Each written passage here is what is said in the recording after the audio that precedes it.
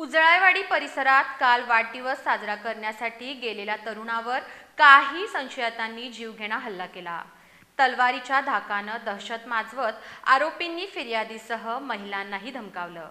या घटनेमुळे परिसरात भीतीचं वातावरण निर्माण झालं असून पोलिसांनी गुन्हा नोंदवून पुढील तपास सुरू केला आहे।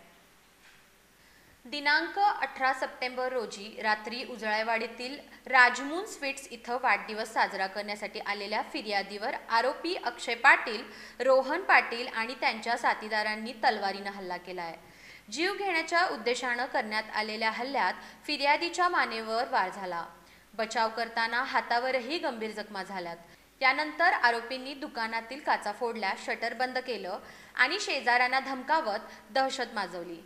घटनेनंतर आरोपी पसार झाले असून पोलिसांनी गंभीर कलमाखाली गुन्हा दाखल करून तपास सुरू केला आहे।